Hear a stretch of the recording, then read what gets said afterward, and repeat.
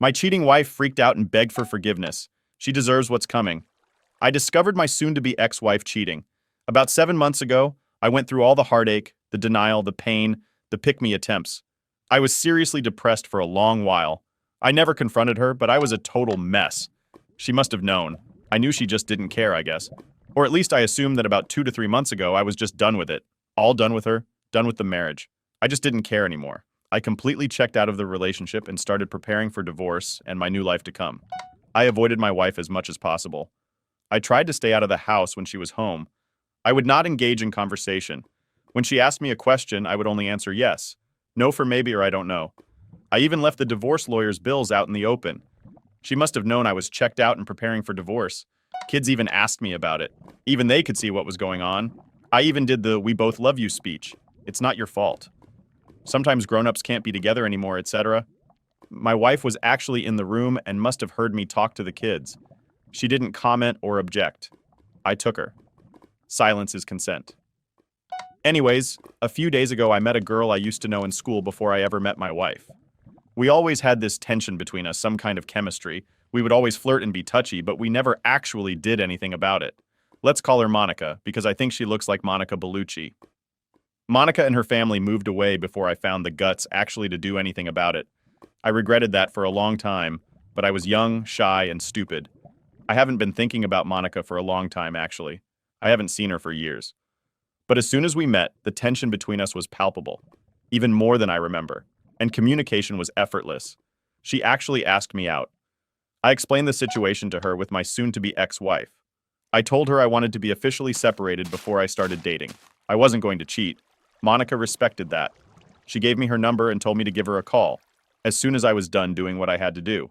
She told me she never married, and she was really excited to get to know me again. I was even more excited. The encounter motivated me to finally confront my wife and officially get separation and divorce going. I was really happy when I went home and sat down waiting for my wife. I was actually grinning like a lunatic when I asked her to sit down and told her that we had to talk. I told her I've known about her cheating for a long time. I told her I assumed that she knew. I knew, especially since I checked out of our relationship for the last 3 months. She didn't seem to mind that I no longer cared. So I told her that I wanted to start dating and get on with my life. I concluded my speech with all taken into consideration. It's time for us to get divorced. Don't you agree? Her reaction was totally not what I expected. She started crying. Not just regular crying either, like a desperate soul-breaking noise. I have never heard anything like it. She was blabbering excuses, asking for second chances that the affair did mean anything. We could fix this if we tried counseling, etc. I was a bit shocked. I thought she would be happy. I told her she could go and be with this guy without guilt. He is obviously more important to her than her family. If he wasn't, why go with him in the first place? She must have known this would destroy us. She can't possibly be that stupid kanji. I told her if she believed we needed to fix our family or our marriage. The time to do that would have been 7 months ago, before she had the affair. Now it's too late. It's broken beyond repair. I don't think we had any problems in our marriage. She didn't talk to me, and I'm not a mind reader, so whatever it was, I had no way of fixing it. Since she started this affair with the other guy, she obviously thought something was wrong or missing something that was so wrong that it couldn't be solved by talking to me. Something had to be so lacking or so wrong that she was okay with having our children grow up in a broken home from there on in. If not, why do it? I clearly and calmly explained that there is no way for her to unearth this guy for the last 7 months, and there is no way to undo the pain and suffering she caused me. The pain she caused that made me arrive at this point of basically being indifferent, or actually I kind of hate her guts. I'm simply being civil for the sake of being able to co-parent our children in the future. I told her I didn't believe she even cared about me. No person that cared even a little for someone else would put them through this kind of pain. They would not betray them in such a way that she had done. Her telling me that she loves me has no meaning or credibility because her actions conclusively prove otherwise. She became completely incoherent at this point. I could not make heads or tails of anything she's saying. It's just a jumbled mess. In the end, I had to call her sister because honestly, I wasn't going to take care of her. Her sister showed up, and after I explained what was going on, she took her away. I felt tremendous relief when they were gone, like I could finally breathe the last time in 7 months. I don't know what I'm looking for here. She must have known this was going to happen. She must have wanted it. She can't possibly be that stupid that she thinks this behavior, these choices she made, would result in anything other than divorce and a broken family. She is beautiful. She is smart. Our marriage was great up until she started her affair. I have accepted the life changes. I have moved past it. Now she's pretending that she loves me, that she wants us to remain married in a family. What could possibly be her motivation to have this major drama at this point? What could you gain? I mean, she couldn't possibly expect us to try to reconcile at this point. Could she? There must be some kind of ploy. I just can't figure out what the effort is. I have lots of evidence of her cheating. I live in a European country, and this would mean no alimony or anything for her. Could that be it? Is she afraid I will out her? Could that be it? She wants me to feel sympathy, so I don't tell people about what she did. Her fair partner is married, so maybe she is scared. I will tell his wife. I just can't get my head around it. Anyway, I just had to get this out of my head. I was hoping it would make more sense typed out. But no, I am just as confused now as when I started this rant. The cult of Abe Lincoln thinks you absolutely should tell his wife that he is cheating on her. I believe it's a sign of respect as a kindred spirit whose soul has been crushed by infidelity. I guarantee you will cause her pain, and I almost as much guarantee she will. Thank you for it. You have to think it's all about the kids at this point. I would strongly encourage you to focus on being the best father. And no matter how much it hurts, not to allow them to see that their mother has ripped your guts out and stomped on them. Kids are smart. They'll figure it out. Be the best man you can be for them. You'll regret doing anything less. As for Monica, hey, she sounds really cool, and she's understanding of what you have going on, which is awesome. I would advise strongly against rushing into anything, however. You have a massive variable changing your marriage, obviously, and it may be best not to upset the equation with another. I've seen many men sign up for the first replacement they can find, and most came out worse for wear. That said, you sound like you two have a great chemistry and history, so best of luck. After all, it sounds like she's willing to be patient, so why not? You'll regret it if not. Lastly, and most importantly, dude, you owe nobody an explanation or apology for how you handle this. It's heartbreaking to learn your trust has been so badly misplaced and then have to confront the massive black hole in front of you. Your wife completely betrayed her family, and you were completely correct in thinking she, at least subconsciously, was willfully breaking apart her own family. The AP responds, "Thank you for your advice. I'm leaning towards telling the affair partner's wife. Thank you for your advice on the kids as well. I was already very focused on that. This is going to be hard for them, so I will do everything I can to be there for them whenever they need me." Update.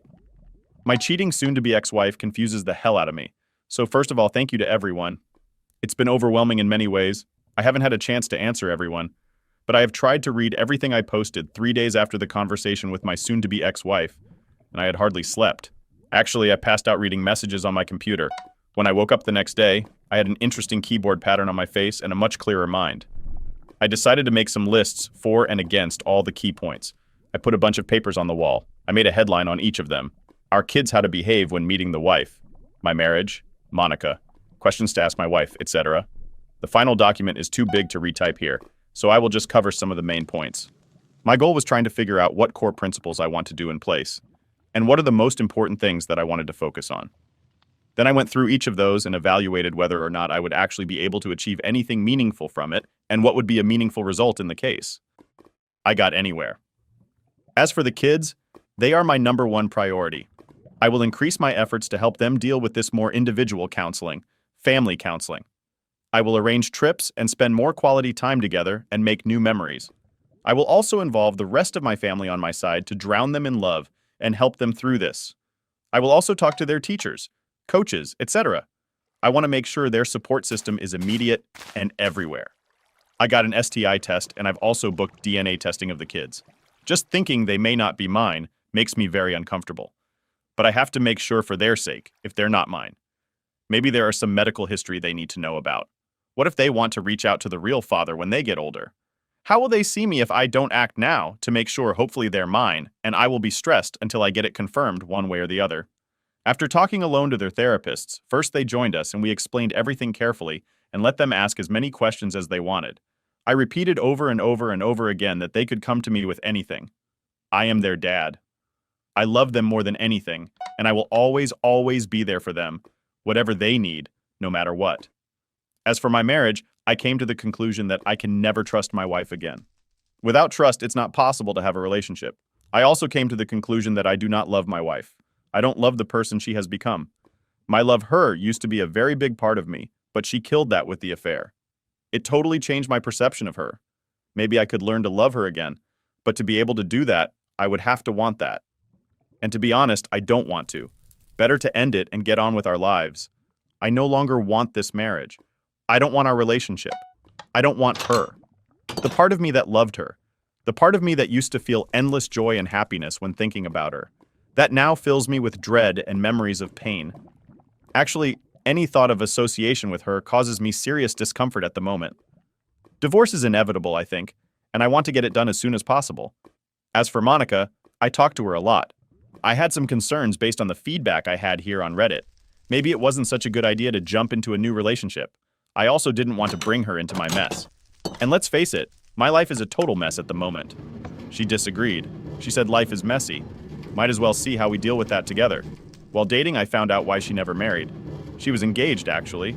Her fiancé died unexpectedly in a work accident almost 5 years ago. This devastated her, and even though she had gone on a few dates since, she had not been able to form a connection with anyone from her perspective. Life is short, and you have to take risks whenever a true opportunity presents itself. I explained how I don't want to start anything until after the divorce is official. I don't want to cheat while I'm technically married. She agrees and respects that. I also talked about how it could be perceived if we all of a sudden were an item out in the open for everyone to see. It would be easy to try to frame her as the homewrecker. I don't want that. She agreed. And we will wait a little bit after it's official until we do anything. I feel incredibly drawn to Monica. This phone call is a borderline emotional affair in my mind, so I will not contact her again until I am done with legal separation. We agreed that I would get my affairs in order and contact her when I was ready, and we would see what to do. Then when it came to planning the meeting with my wife, I wrote down some principles on who I want to be. I would make every effort, my meeting with her, to try to be that man, the man I used to be before all this. I decided I needed to stay calm. I would make every effort not to be cruel. I would keep in mind that all the purpose of this conversation was to move on with our life. The purpose was to be able to co-parent as good as possible for our kids. Still, I prepared a list of questions to try to understand her thinking to have this affair. And also, what was she thinking about moving forward? I'm not going to be deceitful. I was not going to give her false hope that there was a chance to reconcile, just to get a postnup or some benefit in divorce. I have decided to act as fairly as possible. I will divide all assets with her equally. We will have 5,050 custody. Even though she has acted terribly towards me, I will not use her as a role model. I will act so I can stand by my actions today, tomorrow, and 20 years from now. I hate her for what she did to me, what she did to us, to our children, but I love the memories of the good times we had together while it lasted. And I love our children that we created and raised together.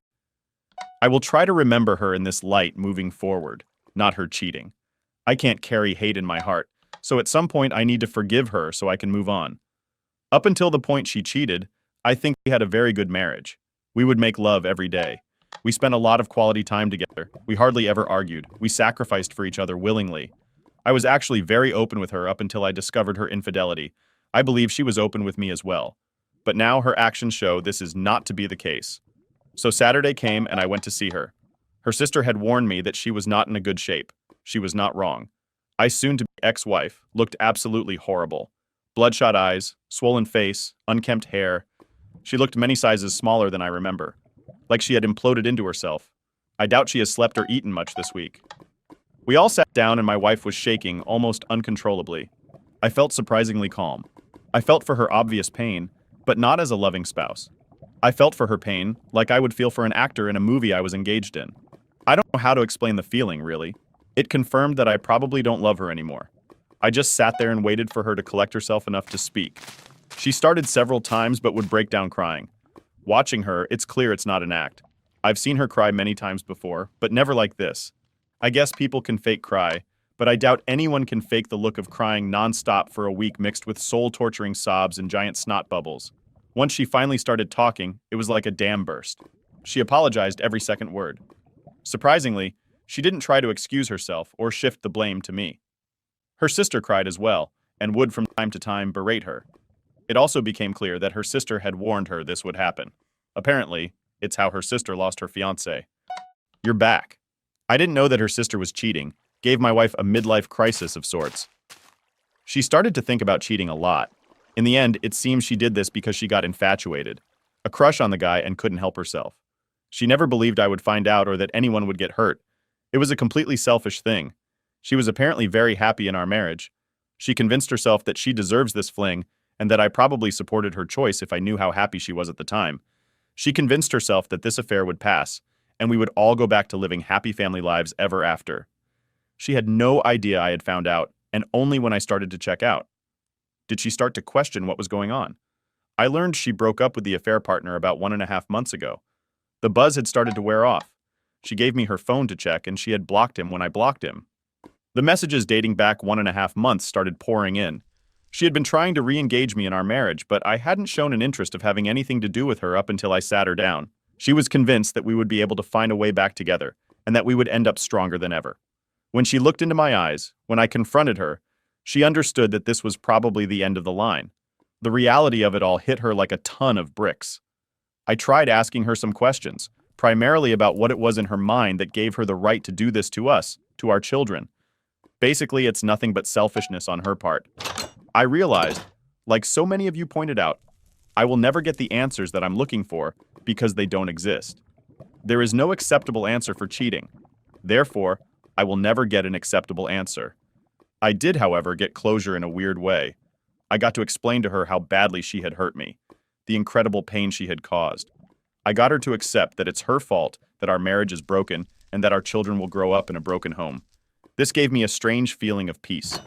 She had been reading everything she could about fixing a broken marriage after infidelity. She had a complete timeline, a detailed confession signed, and everything ready for me. I haven't read it, I just gave it to my lawyer. She begged and begged and begged for a second chance. She would do anything she said. I told her I didn't believe her. In fact, I didn't believe anything she said. I just don't trust her. She asked me what she could do to fix it. I told her she broke it. If she doesn't know, how can you expect me to present her with a solution? I asked her if she was in my shoes. What would she answer to that?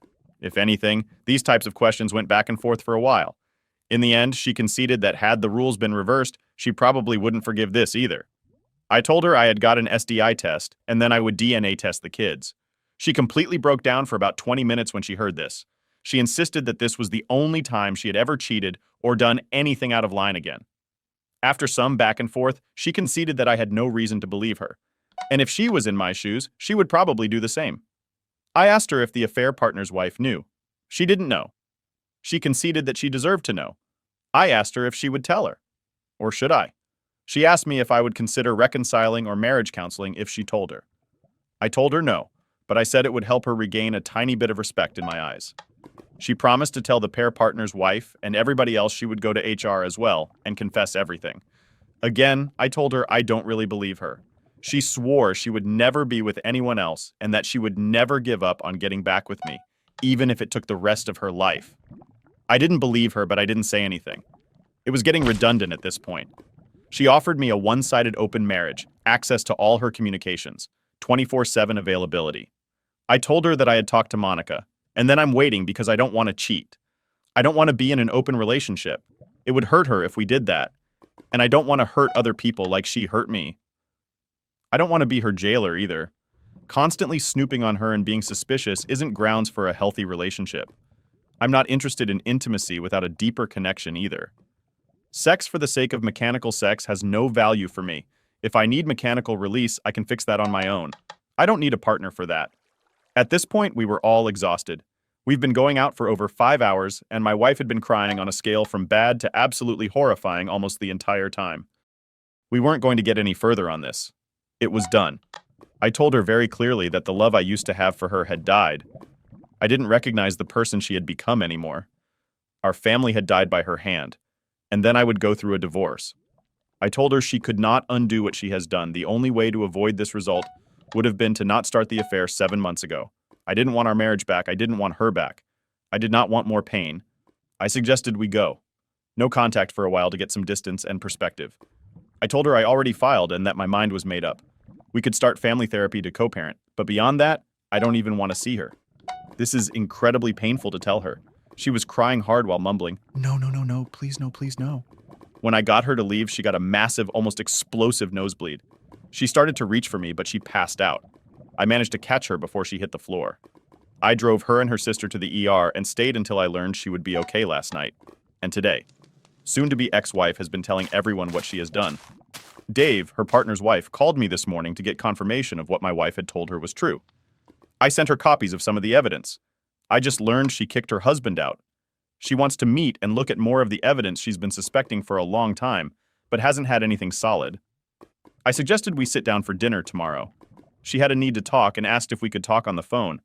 I don't know if I can take that on right now. I told her maybe later. I freely admit I'm feeling like a piece of crap.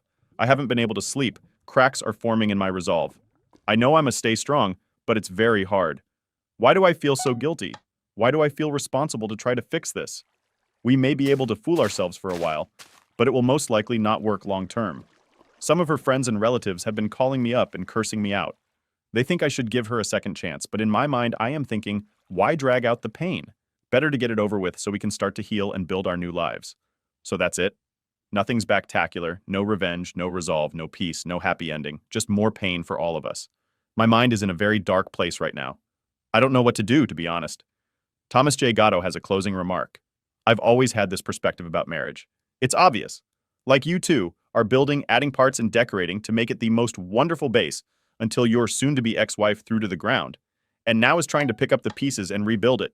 Some pieces will never be found, and after you leave, she may try to show you that she's trying to rebuild the base. But there will be cracks everywhere, and every time you may touch that base, you will get cut.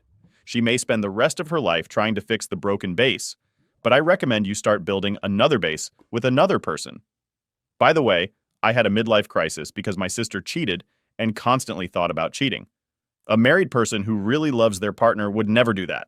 I am deeply sorry this happened to you, my man. Her family isn't worth your time. I mean, both kids, her and her sister, are cheaters. And now they're crying because the consequences are now too big, both losing their partners for life for them to bear. Don't cave in. Remember, you are the rewards you will always be looking for. This is the perfect time to rebuild your self-esteem. Do some exercise. Trust me, do it. We'll end up with 5 kilos more, just like me. Please exercise. Find a new hobby. Go out for walks with a mask and all protective things like alcohol. Also, you're currently giving your kids the best example. The cheating is unforgivable, and that they deserve better when they are cheated on. When they are. Hey guys, so my advice for you is to find a partner from a good background that don't have that kind of stuff going on in their life, or to find a good community with good faith and strict life. Thanks for listening.